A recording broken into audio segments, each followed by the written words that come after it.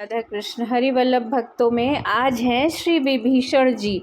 श्री विभीषण जी शरणागति भक्ति के आदर्श हैं। राक्षस वंश में उत्पन्न होते हुए भी वो वैष्णवों में अग्रगण्य थे। वो मनुष्य मात्र में अपने आराध्य प्रभु श्री राम का दर्शन करते थे। विभीषण जी, श्री प्रियादास जी विभीषण जी की भक्ति का वर्णन एक प्रसंग के माध्यम से इस प्रकार करते हैं।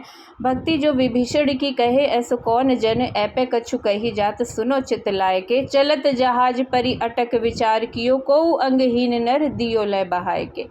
जाय लाग्यो टापू ताही राक्षसनी गोद लियो, मोद भरी राजा पास गए किलकाय के, देखत सिंहासन ते कूदी परे नैन भरे, याही के आकार राम देखे भाग पाए के।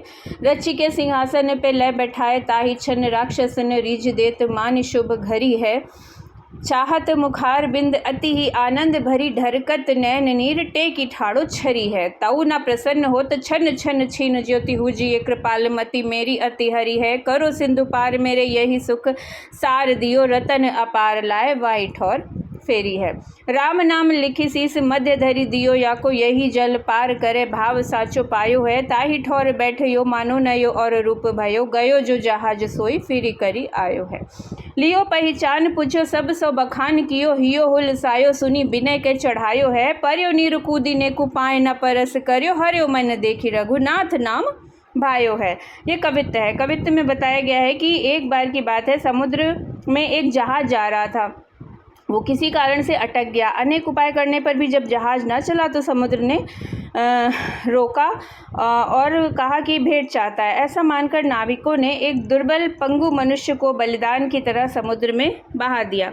वह मरा नहीं, तरंगों में बहते बहते लंका टापू में जा लगा। राक्षस उसे लेकर विभीषण जी के पास आए। उसे देखते ही विभीषण जी सिंहासन से कूद पड़े। उनके नेत्रों से आंसू बहने लगे। उन्होंने कहा, श्री रामचंद्र जी भी इसी आकार के थे, बड़े भाग्य से आज इनका दर्शन हुआ है। विभीषण जी ने उस मनुष्य को वस्त्र और अलंकारों से सजाकर सुसज्जित सिंहासन पर बैठाया और अनेक प्रकार से उसका सम्मान किया। फिर भी वह मनुष्य प्रसन्न नहीं हो रहा था। क्षण क्षण में उसकी कांति क्षीण हो रही थी। तब विभीषण जी ने प्रार्थना की कि प्रभु कृपा कीजिए, सेवा के लिए मुझे आज्ञा दीजिए।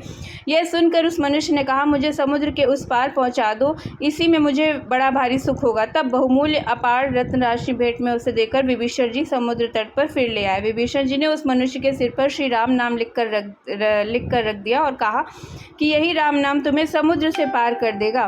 तो विभीषण जी की कृपा से उस मनुष्य में भी सच्चा प्रेम और विश्वास उत्पन्न हो गया और वह उसी ठौर बैठ गया। संयोगवश वही जहाज फिर लौट कर आया जिससे इसे गिराया गया था। जहाज पर के लोगों ने इसे पहचान लिया और पूछने पर उसने उल्लासपूर्वक सब वृत्तांत बताया। सुनकर लोगों को बड़ी प्रसन्नता हुई। उन लोगों ने बड़ी अनुनय विनय करके उस मनुष्य को जहाज पर चढ़ा लिया। लोभवश नाविकों ने उससे रत्न राशि छीननी चाहिए। तब वो जल में कूद पड़ा और थल की तरह जल में चलने लगा। उसके पैरों में जल छू तक नहीं रहा था। यह देखकर सब आश्चर्यचकित हो गए और उससे इसका कारण पूछा। उसने विभीषण द्वारा बताई गई श्री राम नाम महिमा सबको बताई। अब तो सब बहुत पछताए, क्षमा मांगी और नाम में सबका अपार प्रेम हो गया। ऐसे श्री राम निष्ठ भक्त थे विभीषण जी, जिन्होंने अपनी निष्ठा से दूसरे को भी नामनिष्ठ बना दिया। जय श्री राधा कृष्ण।